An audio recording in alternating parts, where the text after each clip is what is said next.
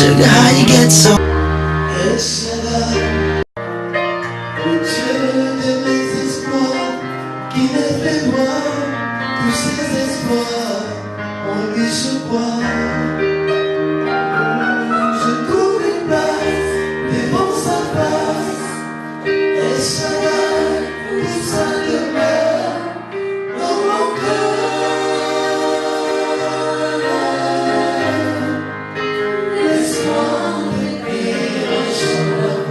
Cette salle du Centre culturel Jean-Baptiste Tati-Loutard a abrité le samedi 25 octobre 2014 la conférence de presse qui consacrait la présentation officielle au grand public du livre « Vous n'êtes pas stérile ».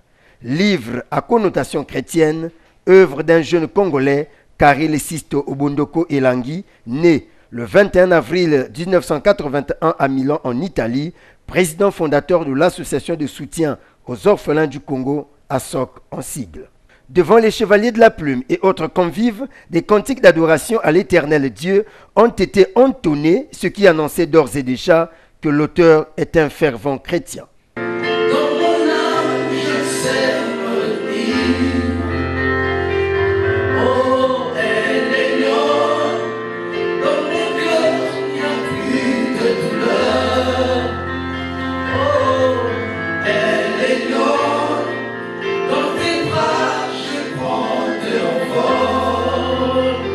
Le décor ainsi planté, l'assistance a eu droit d'abord au témoignage du docteur Yvon Kouka Dienita, une des personnalités que l'auteur a dédié ce livre, après l'avoir dédié à Dieu et à son épouse Olva pour l'avoir éloigné de la déprime au moyen de ses multiples conseils au pire de ses jours de désespoir.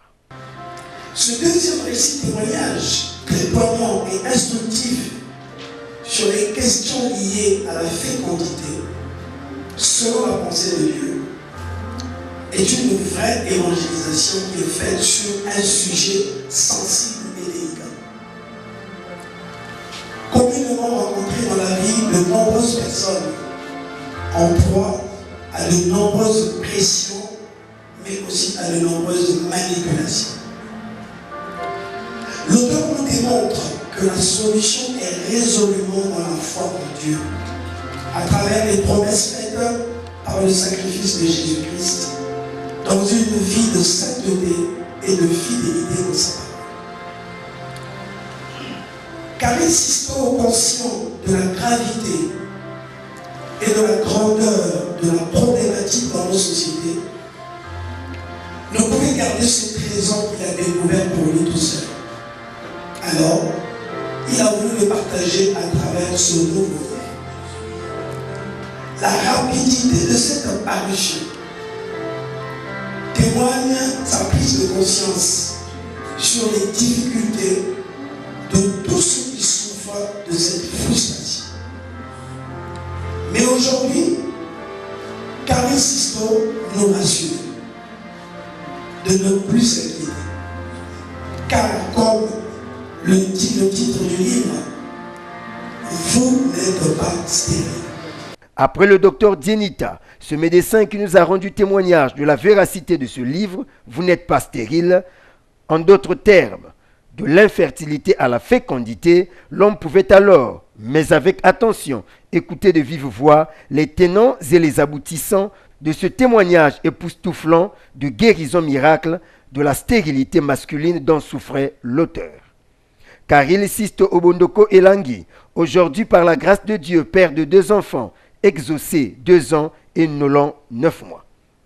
Tout était parti d'un cauchemar, puis les consultations médicales et enfin la mauvaise nouvelle. Je ne vivais pas comme je vis aujourd'hui, c'est-à-dire en harmonie avec Dieu, je vivais dans le péché, c'est-à-dire j'avais une relation hors mariage avec mon épouse discipline. Et j'estimais quand même que Dieu doit faire quelque chose puisque je vois chez certaines personnes des enfants malgré le fait qu'ils ne sont pas mariés. Sauf que ce n'est pas ce que Dieu voulait. Et chacun de nous a un plan différent. Le plus important, c'est pas avoir des enfants, c'est être en harmonie avec lui. Les enfants sont une conséquence de votre union et de l'harmonie que vous avez. Donc avec mon épouse, à mon partenaire à l'époque, on a eu des rapports non protégés, évidemment. Et puis au bout d'un moment, 1 mois, 2 mois, 3 mois, 4 mois, 6 mois, malgré le fait que j'étais conscient, elle était consciente qu'il aurait dû avoir quelque chose, il n'y avait rien du tout. Bon. J'ai remarqué qu'elle commençait à être un peu mal, poser des questions, mais c'était pas encore violent. C'était encore, ah mais c'est bizarre, pourquoi on n'a pas ci, on n'a pas ça. C'est un niveau en fait, je pense. Et on se dit, bon écoute, on en reparle dans 6 mois.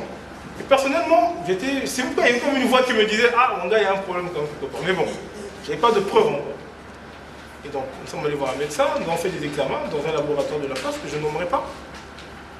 Et puis bon, ils ont fait un échantillon de spermatozoïdes, enfin de sperme d'ailleurs. Et on s'est rendu compte qu'il n'y avait pas de sperme, de spermatozoïdes. C'était 0. Je vous dis, quand j'ai pris l'enveloppe, quand j'ai ouvert l'enveloppe, j'ai vu ça, j'étais malade. Je me suis dit, bon mec, ça c'est quelle histoire encore? Comment je vais vivre encore avec un truc pareil?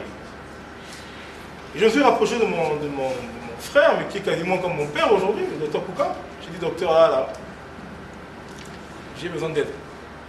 Il m'a dit, moi je ne suis pas gynécologue, mais je connais quelqu'un. En plus, c'était une dame, je ne demande pas son nom, mais elle est là dans la ville. Et elle va t'examiner, donc j'ai fait le déplacement. La dame, elle a regardé pour raccourcir l'histoire et elle est partie voir des médecins qui connaissaient des médecins. Après plusieurs examens encore au laboratoire pour me dire, écoute, est-ce que tu n'as jamais pensé à adopter des enfants? J'ai dit non, honnêtement, je n'ai jamais pensé à ça. Mais parce que moi, je suis médecin depuis un bon bout de temps, mais je peux te dire que, après ce que j'ai vu là, il y a des gens qui ont une insuffisance de sperme. Donc, à la rigueur, on peut te donner des vitamines, tout ça, mais dans ton cas, toi, il n'y en a pas du tout. Donc, pour moi, tu ne pourras jamais avoir des... Bon, je ne sais pas si vous mettez à ma place. Ça fait un choc énorme. Mais bon, il y avait mon côté d'homme. Si moi je pleure, ma partenaire fera quoi? Ça sera pire. Vous savez que les Africains, en termes de pleurs, je ne vous apprendrai pas grand-chose. Donc, je suis rentré à la maison, j'ai appelé ma partenaire, j'ai expliqué. J'ai vu qu'elle était choquée, évidemment, ça je m'y attendais. Mais elle était vraiment choquée. Et je faisais tout après pour éviter le sujet.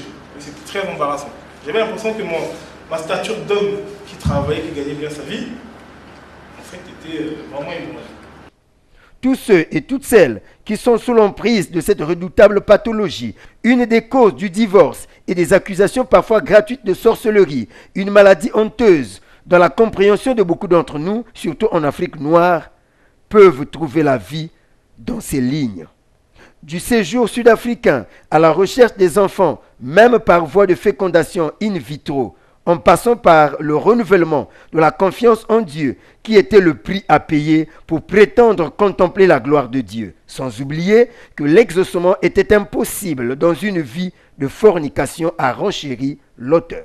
Je vais en Afrique du Sud, je rencontre un monsieur qui me dit, maintenant que tu es décidé, il faut que tu régularises. Parce que ne te trompe pas, Dieu ne te bénira pas si tu ne te stabilises pas. Vous vivez dans le péché, et Dieu ne va... Si en plus, comme je sais qu'il a un travail avec toi, il ne peut pas court-circuiter ses plans. Donc il faut que tu te maries d'abord.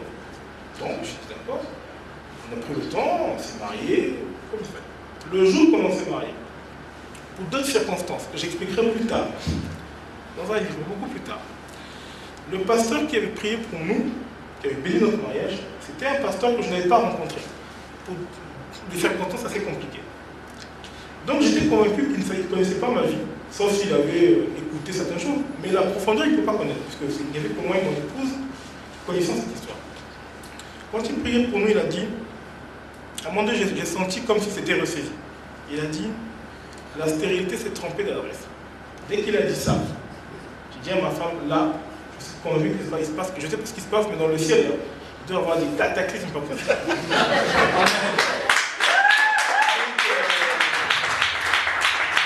J'ai dit au Seigneur, si cet enfant est le mien, je veux qu'il naisse avec un truc caractéristique. Ah, parce que vous savez, cette histoire-là, moi je dis, moi dans mon milieu professionnel, j'ai des gens qui sont douteux. Il y en a plein qui sont douteux, plein. On me dira toujours oui, mais est-ce que madame est sûr? Donc je veux une preuve. Je veux une preuve, quelque chose.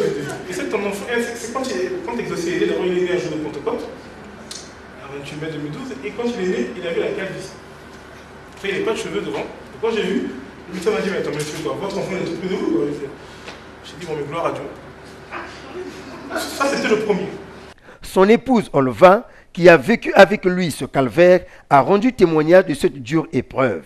Par moments tentée de rompre, mais heureusement qu'elle connaissait le Dieu en qui elle avait cru, nous a-t-elle confié. Et je bénis le Seigneur pour ce qu'il a fait dans notre vie, parce que ce n'était pas facile. Généralement, ce sont les femmes qui ont des problèmes de stérilité. Quand on parle dans les hôpitaux et tout ça, ce sont les femmes. On ne peut pas s'imaginer que ce soit l'homme.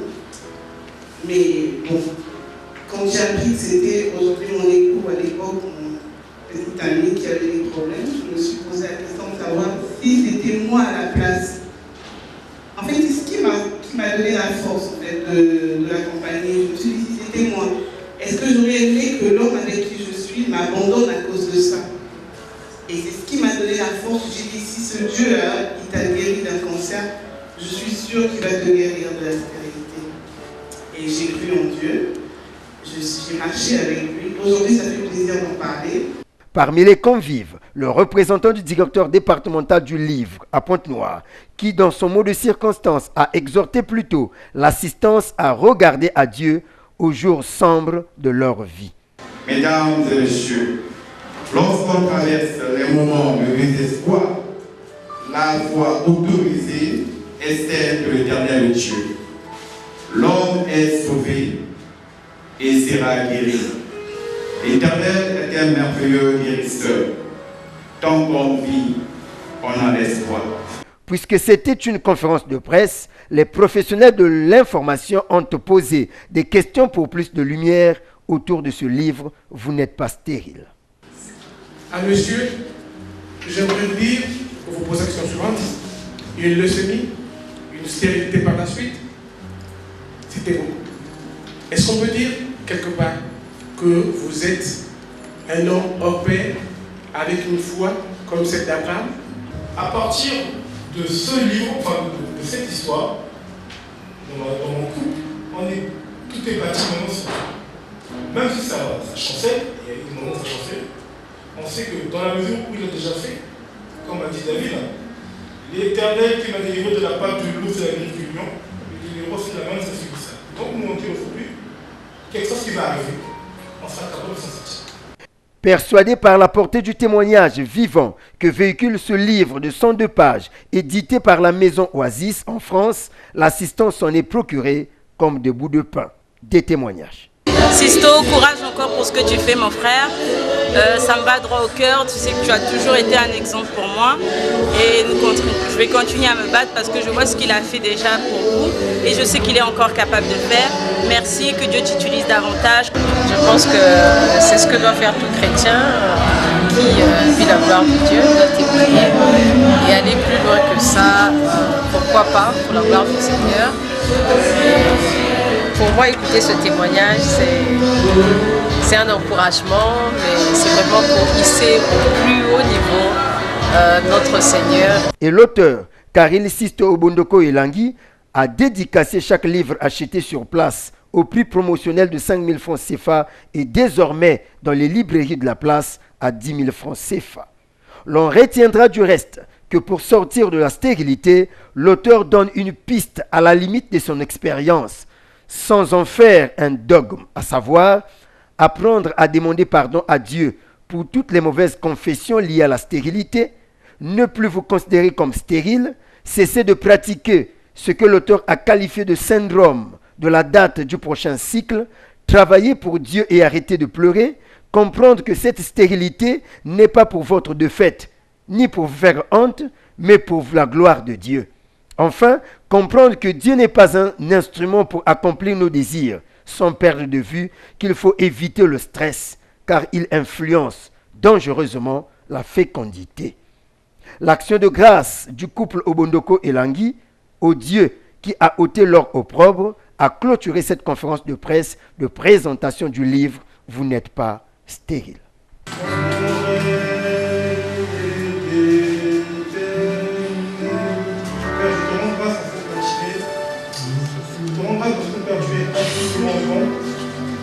Père Céline, tu m'avais mis à cœur depuis très très longtemps. Tu as voulu que je te fasse avec ordre. ce livre, parce que Père, mon Dieu, c'est l'exaucement d'une prière, d'un désir, d'une fatigue. Père, mais mon souhait le plus profond est que ceux qui vont lire ce livre, Père, réalisent que tu es le Dieu de l'impossibilité. Tu n'as pas de limite, tu es appelé Dieu. Par définition, tu es au-dessus des autres. Je te rends grâce parce que Père, même quand les larmes commencent à construire mon corps, vous savez que mon rédempteur est vivant qui s'élèvera un jour. La douleur, Père, mon Dieu, n'était pas l'obstacle de croire qu'un jour tu as gêné. Il fallait pleurer quand même pour voir ta gloire. Merci, Père, mon Dieu, de cette instruction. Merci, Père, de continuer à me fortifier afin que les autres sujets.